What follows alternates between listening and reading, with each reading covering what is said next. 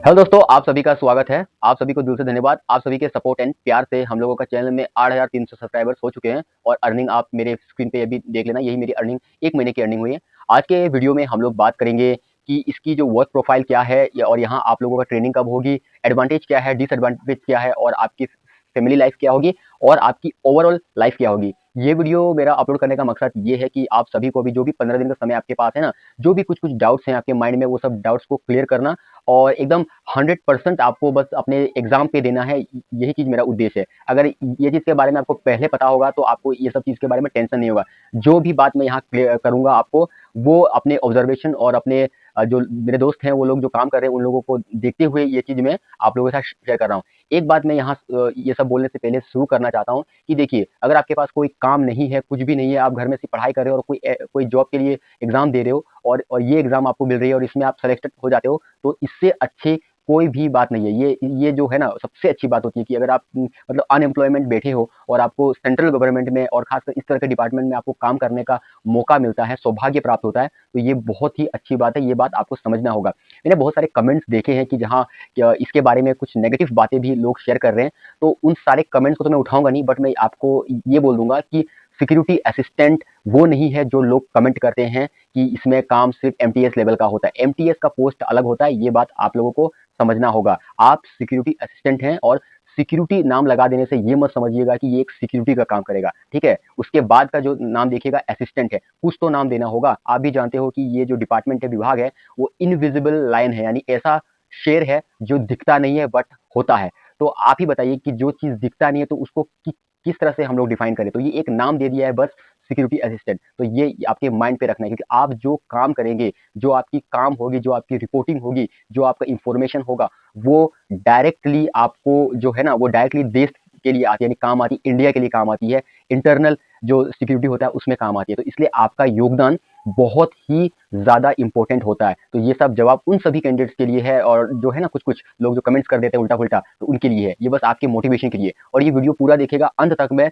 मैं आपके अंदर में मोटिवेशन कूट-कूट के भर दूँगा और मैं दावे के साथ कह सकता हूँ कि इसके बाद आपको कोई दूसरा इस मामले में वीडियो देखने की ज़रूरत नहीं पड़ेगी और आप लोगों का 100% फोकस बस होना चाहिए फॉर द टायर 1 एग्जामिनेशन को रिवाइज़ करो, पेपर करो और उसको मॉक टेस्ट दो, इसी में आपका फोकस होना चाहिए। अब बात करते हैं कि इसकी जो ट्रेनिंग प्रोसेस है, इससे शुरू करते हैं। देखिए, ट्रेनिंग प्रोसेस इसका जब आपका रिजल्ट, फाइनल रिजल्ट जब आ जाते हैं ना, उसके बाद में आपका इंडक्शन ट्रेनिंग होता है और इंडक्शन ट्रेनिंग के बाद में आप लोगों को पोस्ट अलॉट कर देते हैं कि जिस रीजन और जिस एसआईबी से आपने फॉर्म को फिलअप करी है, वहां से आपको पोस्ट अलॉट कर देंगे। शुरू के जो 2 साल होते हैं ना, वो बहुत ही नाजुक ईयर होता है। नाजुक इसलिए क्योंकि इस 2 साल में आपको बहुत कुछ सीखना होता है। आपका जो सीनियर्स है उनसे कैसे इंटरेक्शन करना है, उससे कैसे कम्युनिकेशन करना है, कैसे कैसे काम होता है, किस तरह से काम किया जाता है, ये सारा चीज़ आपको ये 2 साल में वो लोग सिखा देंगे और बहुत सीख भी जाते हैं और 99% सीख जाते हैं। उसके बाद में 2 साल के बाद में आपका फाइनल अपॉइंटमेंट लेटर, जिसको बोलते हैं फाइनल, वो आपको 2 साल के बाद मिलेगा। इसका मतलब ये नहीं है कि जो आप अभी रिक्रूटमेंट होंगे और 2 साल जो काम करेंगे वो फ्री में काम करेंगे, ऐसा नहीं है। इसमें आपको जितने भी सेंट्रल गवर्नमेंट के जो भी आपको बेनिफिट मिलता है वो सारा चीज मिलेगा। ईच एंड एवरीथिंग आपको दिया जाएगा। तो कोई भेदभाव बिल्कुल नहीं है, बस वो एक फॉर्मेलिटी है जो 2 साल के बाद में आप लोगों को वो दे देते हैं। और बात करते हैं कि आपकी पोस्टिंग की। देखिए, रीजनल एसआईबी जो होते हैं आपका, फीमेल कैंडिडेट्स का क्या होता है कि जहाँ उनका मेन ऑफिस है वहीं लगभग आपका पोस्टिंग हो जाएगी और जो बाकी जो है मतलब लड़के लोग हैं उनकी पोस्टिंग हो सकता है कि ऑफिस से थोड़ा सा दूर कर दें उन लोग। तो ये बस 2 साल तक चलेगा। जैसे आप सीनियर होंगे, मतलब जैसे ही दूसरा एसए का रिक्रूटमेंट आ जाएगा, तो सोचे कि आप सीनियर हो गए तो आपको जो नज़दीकी जो ऑफिस है वहाँ आपको बुला लिया जाएगा और जो न्यू वाले आएंगे वो आपके जो पोस्ट में आ जाएंगे। तो कुछ इस तरह का सीन यहाँ होता है। और इसमें आप जिस तरह से काम करेंगे, जिस तरह से इंफॉर्मेशन देंगे और आपका काम अच्छा होगा, जिस तरह से आपको, जैसे कि आपका रिकॉर्ड क्लीन रहेगा, तो आपका कहीं कहीं भी कोई प्रॉब्लम नहीं होगा। और इसकी एडवांटेज की जो मैं करूँ बात, तो एडवांटेज बहुत है इसमें। इसमें से एक एडवांटेज है कि ये नाम ही काफ़ी है। भले ये नाम आप सोशल मीडिया और व्हाट्सअप में यूज़ नहीं कर सकते हो, बट कहीं ना कहीं अगर आपके जो पॉकेट है ना, जो पैसा रखने वाला जो वॉलेट होता है, वहाँ अगर आपका ये आई कार्ड रहेगा ना, तो आपके जो अंदर में एक अलग ही एटीट्यूड रहेगा कि नहीं, मेरे पास ये है। समझिए, किसी को बस आप ऐसे करके दिखा दोगे तो उसी में उसका हाथ खराब हो जाएगा। तो ये है, ये एक एडवांटेज है। और दूसरा एडवांटेज इसमें ये है कि ये आपका, देखिए, सेंट्रल गवर्नमेंट के अंदर आ जाता है और खासकर एमएचए के अंदर आ जाता है। तो ये एक एडवांटेज है। और यहाँ एक बात आपने मुझे पूछ रहे थे कमेंट्स में कि इसमें फैमिली को रख सकते हैं कि नहीं रख सकते हैं? बिल्कुल आप रख सकते हैं, ऐसा कहीं आपका लिखा नहीं है। और मेरे जितने भी फ्रेंड्स हैं वो सारे मतलब रख रहे हैं, एक साथ रहते हैं उन लोग, तो उसमें कोई इशू नहीं है, सब कुछ आप कर सकते हो। और एक बात याद रखना कि ये कॉम्बैट पोस्ट नहीं है ना, जैसे कि आर्म फोर्सेस में होते हैं कॉम्बैट पोस्ट, ये कॉम्बैट पोस्ट नहीं है। ये आपका जो ये इंटेलिजेंस वाला काम है, तो इसमें ये सब बंदूक वंदूक का जरूरत पड़ता भी नहीं है, तो इसमें इसका कोई इशू है भी नहीं। बस आपको देखना है, ऑब्जर्व करना है, और आपको जो लगा जो सही होना चाहिए उस तरह का इन्फॉर्मेशन आपको देना है, बस ये काम है। और इसके बाद में इसकी जो सर्विस कैसी होती है, इसकी जो सर्विस आपको आराम मिलेगा, पूरा लाइफ आपको अच्छा लगेगा। इतना मैं जानता हूँ कि ये जॉब लेने के बाद में लाइफ चेंज हो जाती है, और मैंने अपने नज़र में ही अपने दोस्तों का लाइफ चेंज होते हुए देखा है। और हर दिन देखता हूँ, ईच एंड एवरी डे मैं उनकी लाइफ को ऑब्जर्व करता हूँ, देखता हूँ।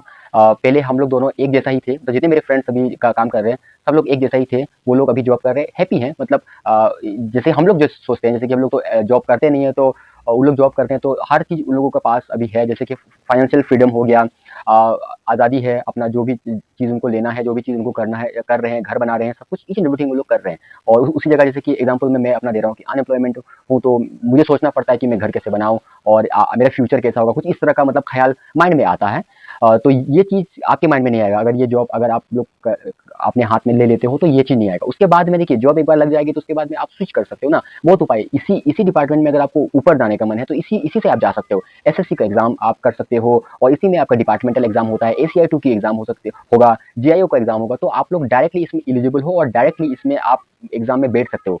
एज भी इशू कुछ नहीं होगा, ऐसा नहीं है कि आप वहाँ 2 साल काम करोगे तो वैसे भी आपको रिलैक्सेशन उन लोग देंगे, दिया जाता है। और जो डिपार्टमेंटल कैंडिडेट के साथ एग्जाम करते हैं, तो उनको ज़्यादा प्रेफरेंस भी दिया जाता है, क्योंकि आपको इनका वर्किंग नेचर ऑलरेडी पता है, तो आपको अलग से कुछ सिखाने की उतनी ज़रूरत है भी नहीं। बस जो बेसिक ट्रेनिंग होती है वो मिल जाएगा, तो आप उसमें एडजस्ट कर लोगे, उसमें तो आप ही का डिपार्टमेंट है, बस आप अपना रैंक ऊपर कर रहे हो। तो ये है कि अगर आप डायरेक्ट रिक्रूटमेंट वाला एग्जाम देते हो, और जो डिपार्टमेंटल एग्जाम जो होता है उसको अगर आप 2-3 साल के अंदर में आ जाती है, और आती भी है, और उसमें अगर आप बैठते हो, उसमें अगर आप क्लियर कर लेते हो, तो आप ऑटोमेटिकली आपका रैंक निकल जाएगा, ऊपर हो जाएगा। तो इसमें अच्छा है, लाइफ आपका बहुत अच्छा जाएगा। ये था आपका एंटायर जो इसका जो डाउट्स आपने जो पूछा था, डाउट्स सारा चीज़ मैंने इसमें क्लियर कर दिया। और आप सभी को बस मैं इतना बोलूँगा कि अभी 15 डेज़ है, और अपने मन में एक चैलेंज रखिए कि इस 15 डेज़ में अच्छे से पढ़ना है, 8 आवर आपको करना है स्टडी, और हर सब्जेक्ट को उठाइए। समय नहीं है तो आप जो सबसे शॉर्ट में हो सकता है, जैसे कि लूसेंट हुआ, ये सबको उठाइए। और करंट अफेयर का अगर वीडियोस कहीं अगर आप देख सकते हो, तो उसको देख लो, लॉन्ग वीडियो, और उसको रिवाइज करते रहो। बस मैं यही आपसे शेयर करूँगा। और एक चीज़ कि मैथ्स जिनका कमज़ोर है, तो देखिए आप पूरा मैथ्स को मत देखो, उस मैथ्स में से ही ढूंढो कि 5-6 ऐसा टॉपिक्स देखो कि जो आपको लग रहा है कि मैं कर लूँगा।